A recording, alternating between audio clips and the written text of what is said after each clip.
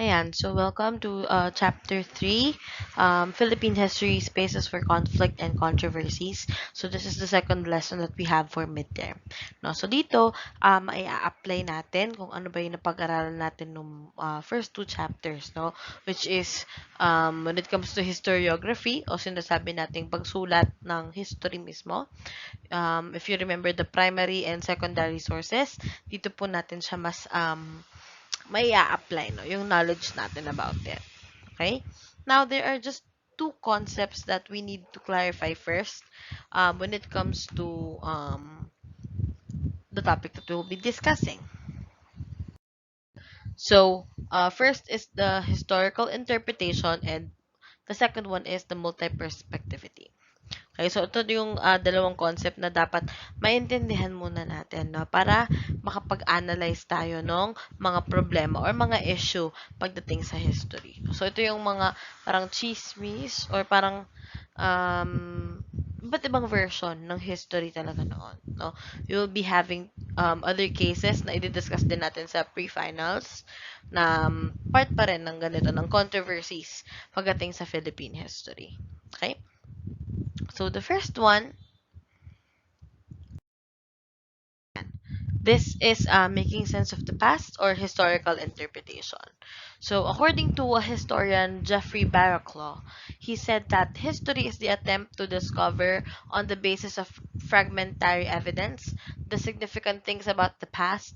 The history we read, though based on facts, is strictly speaking not factual at all, but series of accepted judgments. No? So sinasabi dito na in history, totoo naman na we are trying to discover the things na nangyari before, especially if part to ng prehistory or wala masyadong evidence ng mga nangyari nung nakaraan, no?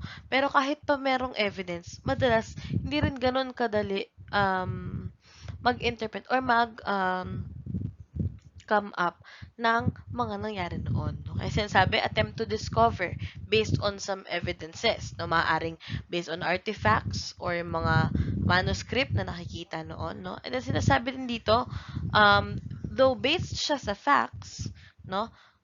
Hindi naman lahat daw ay factual o hindi lahat ay katotohanan, no? Maaaring sabihin na si Rizal, for example, ay isang intelligent or isang gifted na tao noon, and then marami siyang talents, marami siyang alam na languages. But not all of the information na nakikita natin o nababasa natin about Rizal is true, no? But there are just some things that can be just accepted by the society. Okay? So, another thing pagdating sa historical interpretation is interpretation of the past. Therefore, it varies according to who reads the primary source, when it was read, and how it was read. Interpretations of historical events change over time, and history is a construct. So, pag sinabi kasing interpretation, di ba, parang, ano rin siya kind of subjective. Kasi, nakadepende sa tao kung sino man ang nagbasa, ang magiging interpretation na about a certain thing. Tama? Ngayon, sinasabi na nakabase yung nagiging result ng history based sa una, kung sino ang nagbasa ng primary source, no? Maaring ako ay nagbasa ng primary source, pero hindi ko siya mai-interpret o ma-explain ng maayos. Since, hindi naman ako expert sa isang larangan. For example, history ng mga national heroes, no? Alam ko lang kung sino yung mga national heroes. Sila Rizal, Bonifacio, ganun. Pero iba pa rin yung interpretation ng isang expert or sabihin na natin historian pagdating sa isang primary source, no? So, kung ako lang mag-interpret, baka kulang-kulang yung information na mabibigay natin. Okay? Pangalawa, when it was read, no? Maaring, undergrad ka pa nung nabasa mo ito. O kaya naman, nung nabasa ito, noon pang mga 1900s or 1990s. No? So, hindi pa ganun ka-updated ang technology, hindi pa ganun kalawak ang information at mga references na pwedeng pagbasihan ng pagsulat ng history. No? And how it was read. So, yun na, it's kind of subjective. No? Depende sa kung sino ang bumabasa, kung paano niya nai-interpret ang isang information. Okay? And sinasabi, interpretations of historical events change over time. No? So, typical po ito sa mga history talaga. Kung alam niyo sila Lord de Vera noon, yung sinasabi na um, chismis noon kasi sayang ngayon. Something like that, no? Maaring at that time, dahil nga hindi pa masyadong open ng mga tao, iba yung interpretation nila sa um, primary source kumpara sa kung ngayon mo siya babasahin at mas technological na at mas marami ng references ang available, no? Hindi lang sa libro, pati sa online. Okay? So, yun dun, nag-iiba yung interpretation ng history. Kaya minsan, medyo confusing. Kasi kahit sa ibang, kung ikaw magre-research ka, no? May ibang nababasa ka na, hindi, sabi sa history, ganito daw yung nangyari. Pero sabi sa isang reference o sa isang libro na luma na, para sabihin na, hindi, ito yung pagkaka-explain dito sa librong ito. No? So, doon nagva-vary. Okay?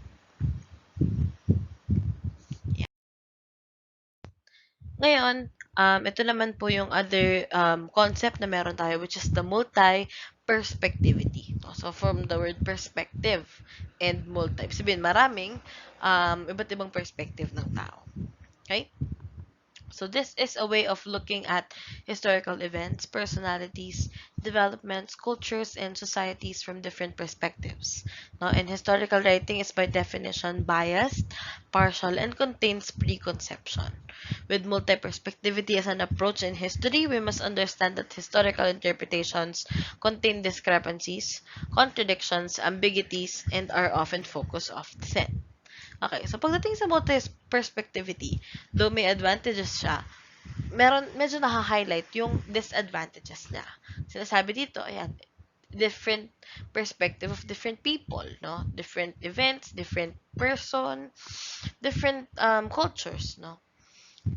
Sinasabi nila, by definition, it is biased, partial, and contains preconception. Bakit sinabing bias, no? So, kunwari ako ay isang historical or historian na pro, let's say, um, Aquino, something like that, no? So, maaaring yung sinusulat kong articles or sinusulat kong libro na may kinalaman sa history ay maaring bias kasi pwedeng ang isulat ko lamang ay magagandang bagay tungkol sa mga Aquino dahil nga pro ako sa kanila. 'Di ba? So, technically biased na siya dahil syempre hindi tinisiwalat yung totoong nangyari or totoong mga ginawa ng mga taong 'yon. And at the same time, partial lang siya, no? Hindi buo. And preconception kasi maaaring ang sa isipin lang ng mga tao ay, gano'n lang pala talaga siya, mabait lang siya, hindi talaga siya gumagawa ng kahit anong masama, no? Which is, nagbibigay ng false information or fake news sa ibang tao. Ayan, sinasabi din dito pag multi-perspectivity daw, meron discrepancies and contradictions, no? So, yun nga, maaring yung mga nagsusulat or yung nagbibigay ng perspective nila, no, ay may contradiction dahil kunwari ako, Aquino nga ako, tapos yung isa pang author or isa pang historian ay BBM naman. Something like that, no? So, nagkakaroon ng clash between the information that we have based on our perspective. Okay?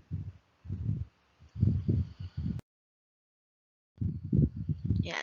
Then, different sources that counter each other may create space for more investigation and research while providing more evidence for those truths that these sources agree on. Different kinds of sources also provide different historical truths.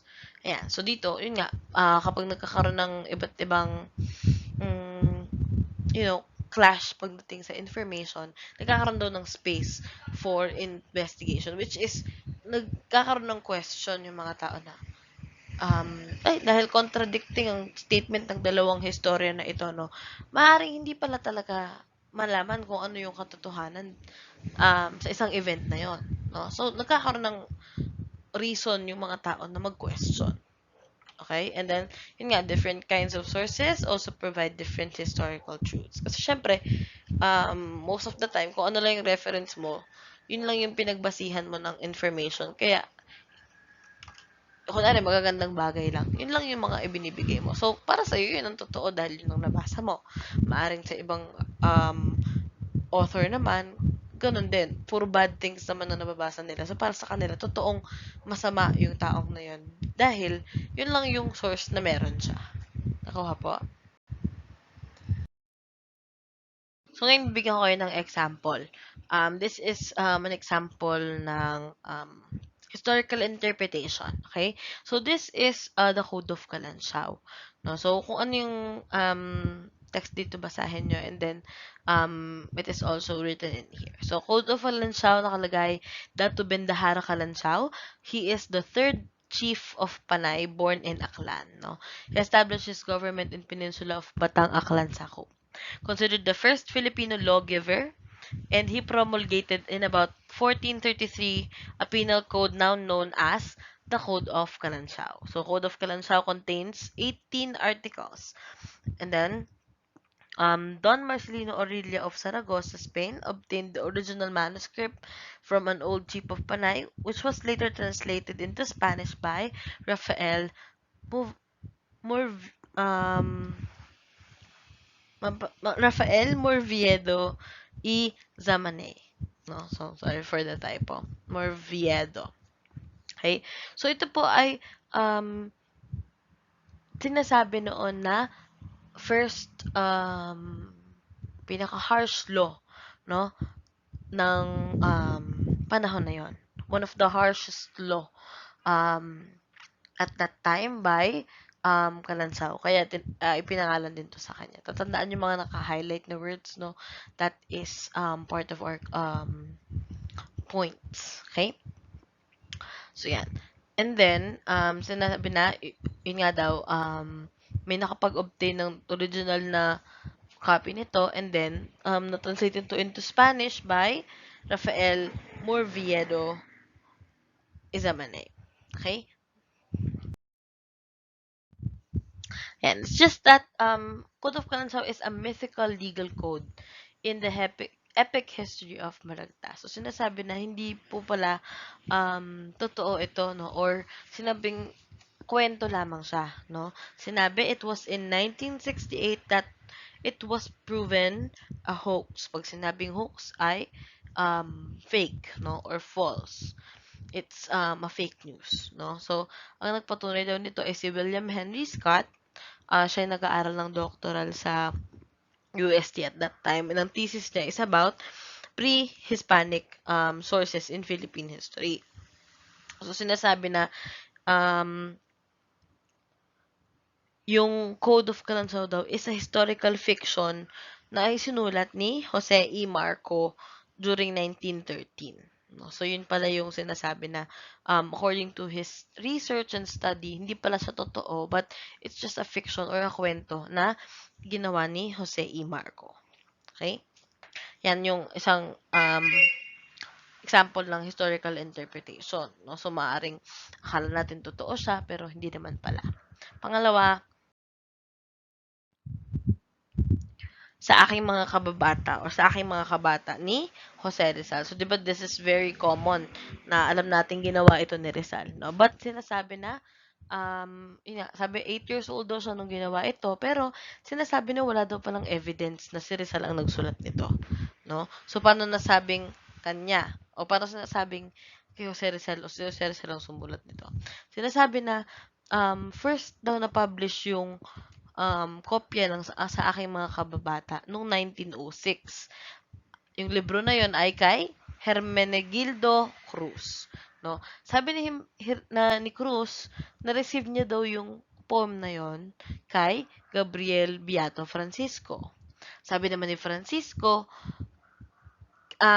ibinigay lang daw ito sa kanya ng kaibigan ni Rizal na si Saturnino Racelis. So, technically, para sa kanila, ininterpret nila na, ay, dahil sa na galing ito sa kaibigan ni Rizal, ibig sabihin, si Rizal ang nagsulat nito. No? Without researching for it, without asking questions or confirming the facts, no? Yun yung sinasabi sa interpretation na parang, ay, porket, sa kaibigan niya nang galing, ininterpret na or, alam mo yun, inassume na kay Rizal talaga ito.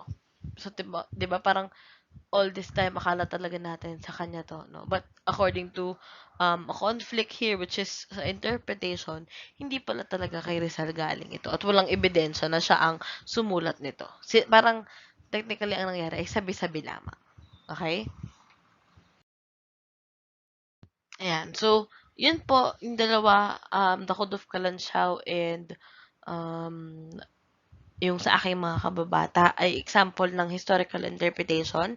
Ngayon naman po, dadako tayo sa mga case study under multi-perspectivity. So again, multi-perspectivity. So ibig sabihin maraming perspective o um, kanya-kanyang pagkakaintindi sa historical event na ito. No? So, sa pre-finals, ganito rin po yung topic natin, case study number 2 and 3 for other cases din na parang pag-aaralan natin. Okay? But the first case study that we have under multi-perspectivity is where did the first Catholic Mass take place in the Philippines? No? So, kung naalala nyo yung unang lesson natin about sa pagdating ni Magellan sa Pilipinas, no? Merong sinabing lugar doon kung saan nangyari ang unang misa. May mga nagsasabing ito ay nasa Butuan, may nagsasabing ito ay nasa Mactan or sa Cebu, no? So, titingnan natin ano ba yung mga evidences and ano ba yung iba't ibang perspective dito sa topic na to. So, yan. Unang point natin is, ayun nga, tatalakayin muna natin kung saan nangyari yung mass. Pero hindi naman yun yung pinaka-focus natin. Ang aralan natin dito is yung paano ba nag interpret ng evidences, no? Paano ba tinitignan yung mga evidence na meron at sinasalin to sa explanation na iniintindi ng mga tao. No? So, sinasabi dito, Butuan has long believed as the site of the first mass, no? Toward the end of the 19th century and the start of 20th century.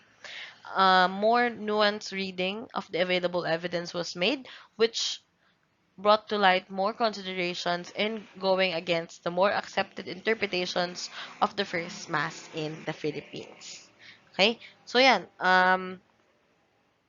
Yun yung alam nating pinagdausan ng unang mass, no? Sinasabi na um, around yun nga 1900s, no? Near Agusan River, doon daw yung lugar kung saan na-celebrate ito. And merong laging mass, no? Usually April 8 of 1521, yun yung kiniklaim na first date ng unang mass sa Pilipinas, no? Yan. And then, ayan, yun nga, sinasabi na yun yung date na meron tayo, no? And usually sinaselebrate yung first mass. But then, titingnan natin or i-analyze natin ngayon, ano ba yung iba't ibang sources or parang conflict or different perspective dito sa historical event na ito. So, yan. Sinasabi, it must be noticed that there are only two primary sources that historians refer to in identifying the site of the first mass. No? So, meron daw dalawang source. No? First is the log by Francisco Albo, which is a pilot of one of Magellan's ship at Trinidad, o parang pinaka-captain ng isang ship ni Magellan, no? So, maaaring kasama siya nila Pigafetta.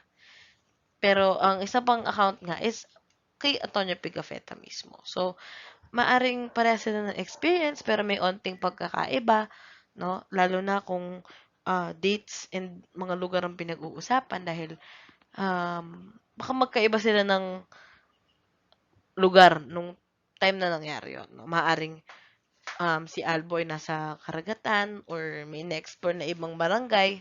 No? Samantalang si Pigafetta ay kasama ni Magellan at ng iba pa naman yung mga alipores. No? So, ganun yung mga titignan natin. But first, we'll go on to Albo's log.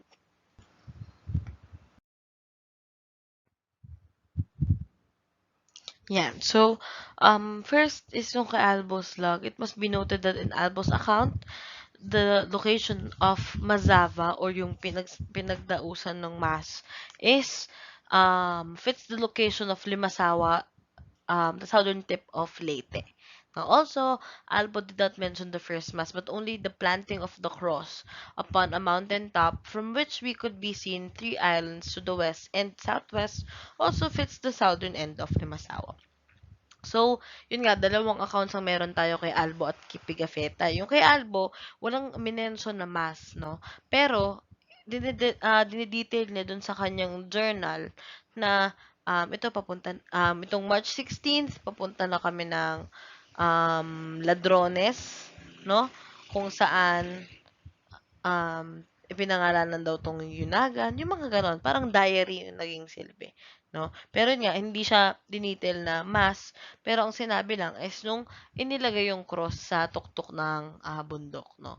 Sinabi kasi na itinayo siya sa pinakamataas na parte, parang sa bundok, para kahit nasaan ka man, lalo na sa mga kabahayan, eh, makikita mo yung cross kapag nasa malayo ka. Okay? Ngayon,